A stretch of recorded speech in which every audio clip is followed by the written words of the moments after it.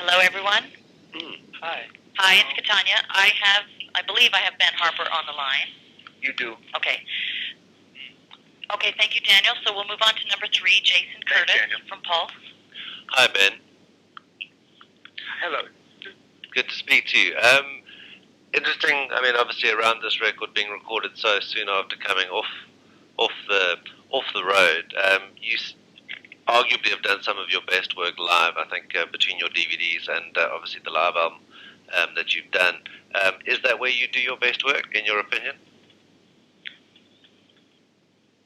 It's tough to say, because a song like Better Way off Both Sides of the Gun, or a song like Walk Away off Welcome to the Cruel World, or a song like Younger Than Today off of Lifeline, I don't know if those songs are better live. I think some songs translate better live. Some are just fine in the studio. I just think there's an intensity to any live show they're different art forms, live and recording in the studio, and in my opinion, they're not to be compared. Thank you. Okay, so Leslie, are you on? I'm here. Okay, Leslie, it's your turn, number 4. Hi, Ben. Someone has some bad noise happening, though. I think so. No, I don't. Hello? No, I've never heard that sound in my life. Hello, Ben. Can you hear me now? I can hear you real good now. Yes, thank you. Ben, thinking about the influences and where you're coming from with your music, and now looking forward, what do you think is the mission that you want to accomplish with your music, basically? Well, it's not. Mission is a big word, and it means so many different things to different people. I can't say that it started out as a mission or a crusade. I think in its most sincere form is a creative endeavor. And I've always followed my creative instincts as to where they'll take me. And if there is a mission, though, I would have to say it's to continue on this path and still write the songs that I have that I know are out there at even a higher level than any creative place I've ever been, but just haven't arrived at yet. I'm truly trying. It's a constant pursuit of arriving at a creative level that you can't surpass, and I know I can continue to surpass the levels, the standards and levels I set for myself creatively. So it's just continuing to reach to better myself in that pursuit. Thank you. Thank you, Leslie. Okay, we'll move on to Vicky from New Zealand. Hello. Hi, Vicky. How are you? I'm fine. How are you doing today? Pretty good. Thank you very much for your time. It's pretty early there, isn't it? Sorry? Pretty early there, isn't it? It's not too bad. It's about, what is the time? It's about 9:30, I think, here. So. Oh, okay. All right. That's early for a rock and roller like me. Oh, is it? Well, I've got twins, so I was up pretty early this morning. Right. Yeah. Congratulations. Oh, thank you. Thank you for your time. It's been a good opportunity to talk to you. Now I'm quite curious about the way you recorded Lifeline. It's quite a sort of full-on mission to try and do it in 7 days. And how did that come about, or why did you decide to do it that way, I guess? Well, because I tried to do it in 6 and needed an extra day. Okay. To be honest. Okay, really? Yeah, and I knew that I couldn't, a lot of how music comes to life is through the urgency and necessity of what you're dealing with time-wise and musicianship-wise. And I knew if I sort of, walked in with my, double latte from Starbucks, walked into the studio and put my feet up and, flipped on the Pro Tools, I just knew this record wouldn't sound or feel the same. Okay, I think it'd be quite a brave thing to do to, turn off the old auto-tuner. People would be quite scared of doing that. So, yeah, well, that's never an auto-tune has never seen a Ben Harper session and never will. No. But just for clarity's sake, but I know what you're saying, and we did do it old school on 16-track analog. We used 15 tracks for the first couple of days because one of the tracks was broken. And look, I have nothing against Pro Tools. There's some kid in his bedroom right now who's going to change the future and history of rock and roll on Pro Tools. So it's a great medium. But I just knew, again, you've got to serve each song on each record. And in the name of serving the song, I knew that a limited amount of time and a vintage style of recording was going to suit these songs the strongest. Okay. Certainly do. And I particularly enjoy the song Paris Sunrise number 7. Oh, thank you. Yeah, I think it's an amazingly executed song, especially considering the way you recorded it. So I'm just sort of wondering what it's about, really, obviously. Well, in order to make particularly the number 7. in order to make this record in 7 days, we had to work from about 12 noon till about 5 or 6 in the morning. Okay. So over the course of 7 days, walking out of the studio at between 5 and 7 a.m., we managed to see 7 sunrises in a row. Oh, nice. That's where the number 7 came from. Okay. Very good. Thanks, Vicki. So we'll move on to number 6, Shannon. Hi, Ken. Hi, Shannon. Hi. I'm just wondering, this is the first time the band Innocent Criminals has collaborated with you on writing an album. I'm just wondering, first of all, how the band felt about getting the chance to write with you, and were they shocked to be able to do so? Well, the first part being, I think they were very much into it, very excited by the prospect, and I think the part of what brought out the best of this record as well, the collaborative effort in the writing and recording. And were they shocked? I've written with different members of the Innocent Criminals one-on-one, but we had never collaborated in mass as a group like that before. And I don't think they were shocked as much as motivated and inspired. Right, and do you think that... I tell you, if they were like, oh, finally, this narcissist is going to sort of let us into his world. If it were like that, I tell you, I make no bones about being a narcissist or completely absorbed by my own creative. It's very isolated, very introverted, and I wouldn't kid you about that. But I don't think they were shocked. I honestly think that they were just excited about it. Well, given that you were saying you don't usually write in such an introverted style, was it a shock to your system? Yeah, you know what? Good point. If anybody was shocked, it was me. Because, again, I had never opened up quite that wide creatively and brought that many people into my process of bringing music to life in the creative phase. And, yeah, it was a bit of a shock the first few days, sort of bouncing things off multiple and numerous opinions to get to the best answer. Now I realize why democracy doesn't always work. Is it something you'll do again then, to be so collaborative? Come again? Given that it was a bit of a shock to you, do you think you'll be able to do it again? Do you think I would love to do it again. I'd love to do it again with this group of guys. I truly would, because of what we got, how we were able to get it in such a concentrated amount of time. I mean, I have never been in such an intensely heated and creative environment. I've never set a deadline like this. My first record was made in 7-8 days, and it was only because that's all the money we had. So this was an exercise in restraint on so many levels, because I could have spent more money and could have spent more time and refused to set a strict deadline. And not only that, I mean, it's one thing when you're 23 years old, that's your first record, you've got your list of songs that you've been working on all your life. It's another thing, again, working as a collective, everyone having an equal say in the matter. And from doing that, I feel an exponential creative growth that I look forward to investing in again. Thanks, Ben. Thank you, Shannon. Okay, so we'll move on to Scott, number 7. Ben, how you doing? Hey, Scott, what's going on? Not a lot, mate, not a lot. I just sort of wanted to ask why you chose to do all this in Paris, and did you sort of, was it why did you decide to do this so soon, sort of after both sides of the gun? Was that a decision that you'd been contemplating for a while, or, yeah? Why in Paris is because Paris has I mean, it's thick there, man. The creative energy there is thick. You can cut it with a knife. And it's real. You go there, you step off the plane, you step into town, and it's on. So creatively, there was no denying that Paris was the right place. And it's alive right now. Paris creatively is on fire at the moment. It's a young culture. It's a creative culture, giving culture creatively.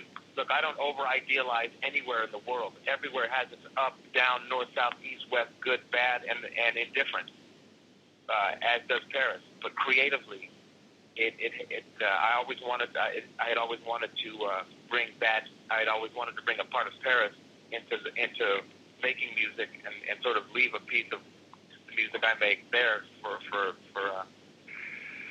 time, all time's sake, hopefully. But that's sort of over exaggerating my point a bit. But that's at its best that could happen. And then, what was the second part of the question, man? I got absorbed in my own thought there. Yeah, obviously, you released this album pretty quickly after Both Sides of the Gun. Was that something that was planned, or? Oh, yeah, no, it was super spontaneous. It was super, as are all my records. I mean, I've pretty much gone back to back, touring to recording for the last 12, 13 years now.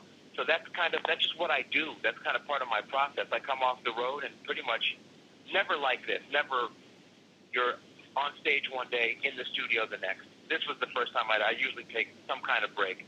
But I just couldn't. The band was playing too good. And the material was feeling too good to just let it sit. So I was really just sort of urged along by the material. Awesome. Thank you. Excellent. Thank you, Scott. Okay, so we'll move back to number one. Craig, are you on the line? I'm back on. Okay, great. So you can ask a question to Ben. Hey, Craig. Hey, Ben. Where are you? I'm in Cape Town. How are you doing, Ben? Oh, man, very good. I'd like to get there someday. Good. I'm actually phoning on from a surf background. I want to ask a couple of surf questions, if that's cool with you. Please. You said in the past, Ben, that surfing has influenced your songwriting. And are there any tracks on the new album that are influenced by surfing at all, or the surfing lifestyle at all? Yeah, Younger Than Today is influenced by surf culture in that surfing makes you feel permanently young and somewhat invincible. Okay. I think if you put that song to a surf track or a surf background visually, it'll make a lot of sense. Okay. Surfers dig your music. For some reason, surfers really relate to your music and your style. Do you have any idea why that is? I can't say. I'm just glad they do, because in the last 7 years or so, I've become a surfer myself, and something I love to do. It's something I've become very passionate about. I'm actually I'm a skater. I grew up skateboarding, so that's my background. And I never thought I'd be as passionate about anything else as I am skateboarding, and surfing definitely right up there with it now. So it's hard to say directly why and how it's connected so strong, but I'm just super thankful that it did. Okay, thank you very much. Thank you, Craig. Okay, we're going to number two, Daniel again. Hi there. Hey, Daniel, again, what's happening? Nothing much.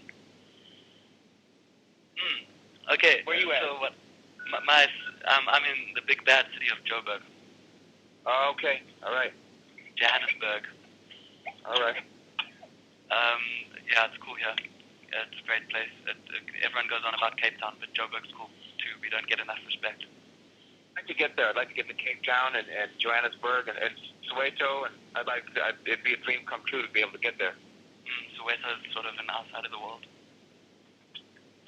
So my next question is, you've always had this element of political consciousness in some of your music. On the one hand, a lot of your stuff is really personal, but then you've got your songs like Oppression and Like a King, Better Way, stuff like that. And to what extent do you think that sort of music is needed now as an agent of change? Because protest music seems to have taken a back seat. And is there any of this element on the new album? And when does one decide to make things personal, and is it a conscious decision when you make things political? Okay, wait a minute now, because there's about 3 questions in there, all of them really good. So let's start with the first part of the first question. Which I suppose would be, to what extent do you think that protest music is needed now in today's climate? Oh, man, we could go on for a long, long time about that. I mean, because music is just one more opportunity for a huge cultural, social, spiritual and political shift that I can only hope on our best day, and on my best day I could be a small part of. And on the new album, to what extent is that element present compared to the personal stuff? Well, it's not for me to define. I can't go through each word or each lyric of each song and say this song means this song means that, this song means the other, only because it's not, that's not my role as a musician to define what songs are of what social, political value and to whom they're of that value. That's an unfair proposition of anyone creative. But I will say certain records are more that than other records. Certain records are going to be more of a push from different directions, and it has to be that. You always have to be taking different perspectives. At least for me, if I came out and sang about the same thing on every song on every record, there'd be no element of urgency to it because it would be the same thing as I sang about last time. So I'm always trying to sing about. The more you sing about different things, the more it puts weight on those other stances and statements you've made on other songs. In other words, ballads put more strength and weight on, say, a song of like, let me give you, all right, for example, a song like Put It On Me on Lifeline. It's an up, jump, dance, just sort of jump around the house on Sunday type of a song. Where a song like Black Rain, that's coming from a different place, but they both give each other their strength because they counterbalance each other and they sort of fill out my perspective anyway. That's great. And I suppose the last part of the question is just, do you think that it's accurate to say that that music which does address sort of politics and change and the state of the world has taken a backseat now, and that those people who are doing it now seem fewer? And if that is the case, why do you think that is? In other words, why is music with social and political commentary not of the same value as it was in the 60s kind of thing? Is that what we're talking about here?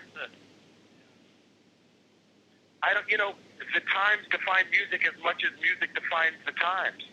But I don't, for me, it's not so much about, well, I want this song to change the world, or I want this song to be political. It's not about that. For me, music is a way for me to stand up for my fucking self, because I don't feel that there's a reflection in politics of anyone standing up for me in a situation or in the political arena. So music is my way of standing up for myself and saying, you know what, that's not right. This is the way this is where I'm at with it. That's a great answer. Thank you. Thank you, Daniel. Okay, so we'll move on to Jason, number 3. Cool. Ben, I think we could. I think you should run for Congress. Yeah, you know what, man? They couldn't handle me. They're not ready to hear what I have to say. They're not ready to get that honest. And what frustrates me is when you really dig in to like when you go into the underbelly, the SAIC, when you start really investigating who's running what, how, and why, then you recognize that it's the axis of evil. You can't even, the minute you sort of peel back one layer, there's another layer that's even worse. It's like a video game that you can't win. Mm-hmm. I mean, seriously, you guys, seriously, when you get to the heart, countries are run, managed, mismanaged, destroyed. Democracy will die in the hands of those. Democracy will die in the hands of being misdefined. Currently, democracy is defined by all that the public does not know. Democracy is defined by all. Politics is running a large group of people on what you are not supposed to know about. That's what makes me most frustrated. I mean, I think people are frustrated with music that discusses change because change isn't happening fast enough. I mean, by now we should be far more socially advanced. By now, situations like New Orleans shouldn't be happening in America and still have it defined as a democracy. But then how does someone like you, I think the biggest frustration is that you can fill halls, all over the world, and you can you can have people hear what you have to say. But like you say, your own frustration is that to try and for that shift to come. It must be hugely frustrating that you can influence a room of people, but you can't change the world. My God, what could be more frustrating? I think that's why certain musicians who have been of the political bent don't really, they don't voice it so much because there's a risk involved. There's a built-in risk in voicing opinions and perspectives of the political, social nature in modern-day society. Because they're coming for you with the hammer and the nails. No, great. My question, just very quickly, was it's been 15 years since your debut. Do you feel like a bit of a veteran these days? That's such a good question because that is posed to me relatively consistently, and I don't.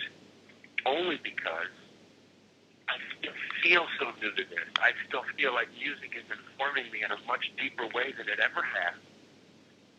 And the musicians I admire the most have been in it. I mean, I've got 8 or 9 records out there, but the people I admire the most would like to pattern my musical ventures after. They've all got 20 and 30 records out. So as far as I'm concerned, it's a really good start, but it's only that. Great.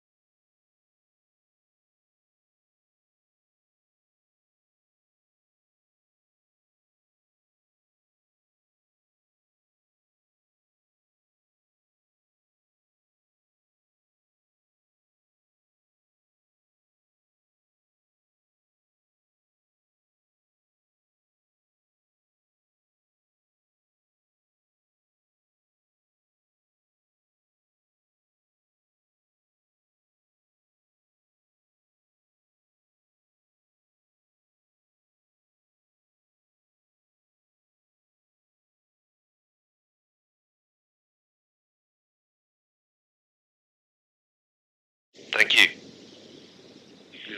Jason, Hey, Ben. final question for Ben? No problem. Ben, you've been doing this long enough to I suppose, to know where you are creatively, I suppose. Would you say that, I mean, if you look back over your career, are you have you peaked creatively, do you think? Or are you still on that road up? I so haven't peaked creatively that I'm not even humoring the potential of even turning my neck sideways to look back. That's comforting as a fan. Thank you for saying so. And the reason I know that is because the feeling that I have in my heart that has brought these records out to date is stronger now than it ever has been. And it's that feeling that brought those records to life. And this feeling that I have has never let me down. And I don't think it plans on doing that anytime soon. And I can only say that because I know what I'm writing on a daily basis. And it's taken me in directions that I never thought I could go in. Thank you.